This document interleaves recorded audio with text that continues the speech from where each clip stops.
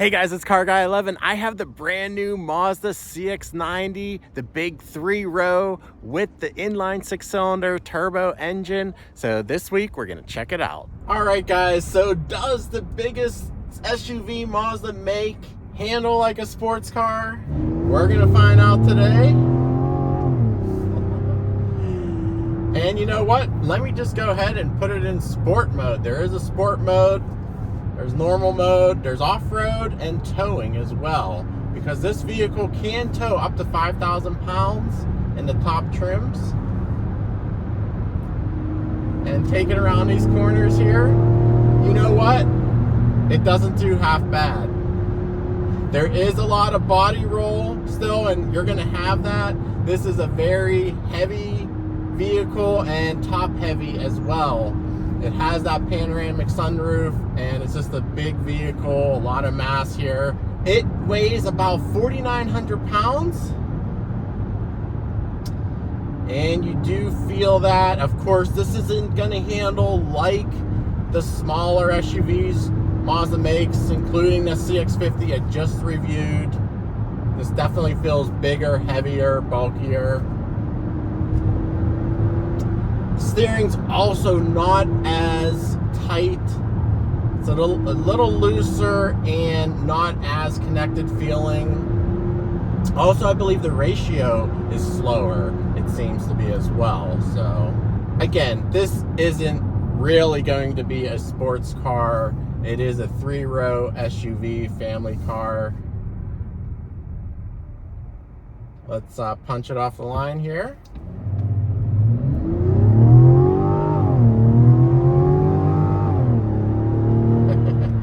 Not bad, not bad. And what you are hearing is the brand new inline 6-cylinder engine. It's 3.3 liters. It has 2 states of tune. This is the top trim, so it's 340 horsepower, 369 pound-feet of torque, using premium fuel. They do derate it slightly on regular octane, which you can put in. The lower trims have a less powerful version of this engine, but both are helped out by an electric motor. Yes, this is a mild hybrid, 48-volt electric motor hybrid system. So that does help to fill the torque dip of a turbo engine. So you don't get hardly any turbo lag. In fact, it doesn't even feel turbo. You can hear it just tiny bit. Also, the sound of this engine isn't the most refined, and it seems they do pump in some fake engine noise, which I rather them not do. But in this sport mode, it is holding gears, and that's pretty much all the modes do in Mazdas. They don't really adjust steering. This does not have adjustable suspension or anything. It is simply the transmission tuning and throttle response.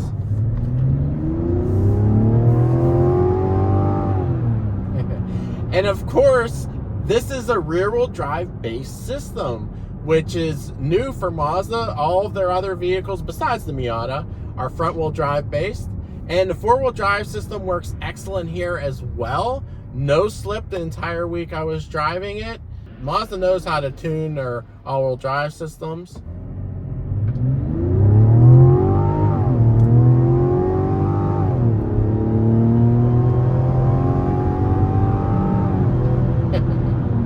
Not bad, not bad. You do feel the turbo surge at the top though. It is very powerful. It has a just over 6,000 RPM red line. Now the 0 to 60 is just under 7 seconds, which again is decent, but not amazing. Now they also make a plug-in hybrid version of this vehicle, and it uses the 4-cylinder naturally aspirated engine with a more powerful electric motor and a bigger battery pack, of course.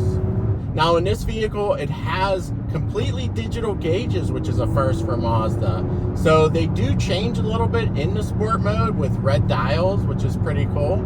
Typically the Mazda gauges just have the center dial as digital. Other than that though, they are pretty standard Mazda gauges with your info button on the steering wheel and just controlling just a couple bits of information on the right hand side of this gauge, but the same info that's in the other Mazdas. So they want to keep everything the same so it's easy to get into and out of any Mazda, which is pretty cool. It does have manual shifts for this new 8-speed automatic, but I wouldn't say they're super responsive. In fact, they're pretty delayed. I'd probably just avoid using those. So there's about a second delay before it shifts. It's not great, so I'd probably just keep it in the auto mode, and if you want sportier shifting, just put it into that sport mode. But right now, actually, we're going to put it back into normal mode just to relax those shifts a little bit. With this new automatic, it does not have a torque converter, so it is an actual clutch, a wet clutch system, and you are going to feel it lock and unlock. When you're on throttle, it engages that clutch. When you're off the throttle, there is a little jolt where you can feel that clutch locking and unlocking. And including coming to a stop, you will feel that. It's more like a dual clutch feeling, even though it isn't a dual clutch. So just be aware that it's not going to be as smooth as a traditional torque converter automatic. But it does give you better fuel economy because you're totally locking up that transmission, so there's no slip, which means there's no power loss and efficiency loss there. Another thing this vehicle does that's pretty interesting, because it has that mild hybrid system and that clutch system, it will aggressively turn off the engine. So it has a stop-start system that a lot of the turbo Mazdas do, but this one is aggressive.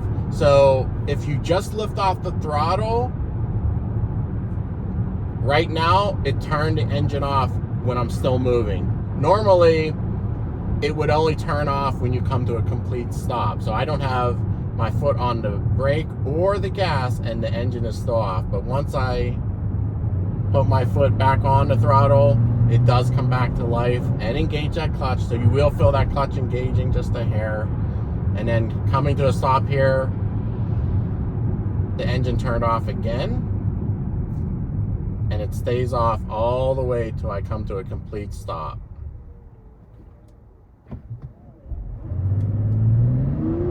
And there was a slight hesitation when I accelerated from that stop because the engine was off. I mean, that's the trade-offs you get with this kind of system. Now, I am getting, I believe, decent fuel economy for the weight and size of this vehicle. I'm hovering in the mid 21 mile per gallon range. I did take a trip the other day on the highway. I was getting around 25 miles per gallon. I mean, it's not great, but again, for this size of a vehicle and weight and performance, it's not horrible. But speaking of that trip, Mazda has finally added full speed adaptive cruise control with lane centering, which is awesome. And I'm so happy they finally added it to this vehicle, and I hope they bring it down the line to the smaller SUVs. But I will say it didn't work perfect, and I have some video clips I'll show you here. Pretty cool. It shows the lane curving to the left when there is a curve.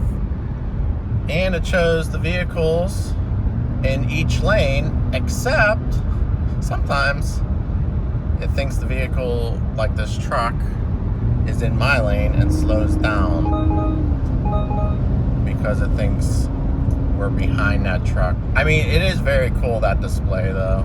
I'll give it that. Not many cars do that. I know the Teslas do that. But again, here we have a truck in the right lane. I'm in the left. It kind of slowed down there for a second because, and it's still showing that truck in my lane until I pass them. There it goes. So definitely need some tweaks there. Hopefully they have over-the-air updates for this system. And this is their first attempt, so at least it has it. And one more goofy thing about the adaptive cruise control in the Mazda: all vehicles alert you if you're about to leave the lane and like I just did now on purpose, it vibrates the steering wheel, and that is a setting in the infotainment screen.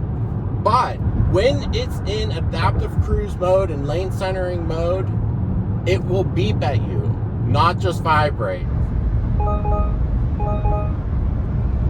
And as I said in the video, it's not great at lane centering in general, so that happens a lot, and you're constantly getting beeped at, which is annoying. Now, the ride of the CX-90, I will tell you, it is sports car taunt, like their other SUVs and like any other Mazda, which is good and bad. I mean, I do like it. I think it handles pretty well for the size, but it is a little bit more harsh than your typical 3-row family SUV. So just be aware of that.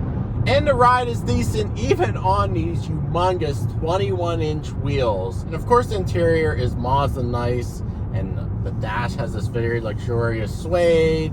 It does have suede in the seats as well, which is not my preference, especially for a family vehicle, but it does look nice. And you may like this interior color as well, which is the tan Napa leather. Now, back seat room is pretty good, and the second row adjusts fore and aft, and I could fit in the third row as well with the second row moved up a little bit. Now, the seat is low, so probably not comfortable there for long amounts of time, but can fit. Also, it's captain's chairs in the second row at this trim level. And then you do get a little bit more space in the rear and a little bit of underfloor storage as well. And this also has a spare. Another nice thing about the interior, they did not put the piano black as they typically do around the center console and shifter area in other Mazdas. It does have very similar climate controls with heated and cooled seats and heated steering wheel, but they did not upgrade the steering wheel where it would heat the full wheel, which I wish they would have done in this class of vehicle. Just the 9 and 3 grips are heated, not the top and bottom, unfortunately. Now, this does have the huge 12-inch infotainment screen with wireless CarPlay and Android Auto. It is a touchscreen at all speeds when in wireless CarPlay. And of course, you get the wonderful Bose stereo in this top trim. It has all the same menus and menu buttons on the center console as your typical Mazda. So again, they kept everything as similar as possible to the other Mazdas, so you're always comfortable being in it or upgrading to it.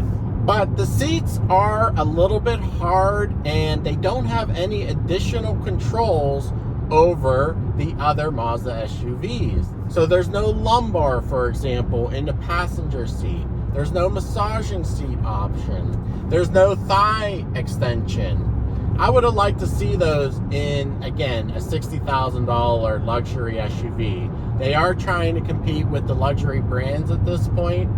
Now, you can get this vehicle in the low 40s, but as I said, this fully loaded one is above $60,000. So this vehicle probably makes more sense in the mid-level trims in the $50,000 range. So guys, would you consider a big SUV from Mazda? Yes, this has replaced the CX-9 in their lineup. This is a little bit of a different vehicle though, being rear-wheel drive based. Now, they will be coming out with a 2-row version of this vehicle, the CX-90, and we should be seeing it in 2024. All right, guys, please hit that like button if you enjoyed the review, and definitely check out my other Mazda SUV reviews on the channel. Thanks for watching. Please subscribe for more, and I'll see you in the next video.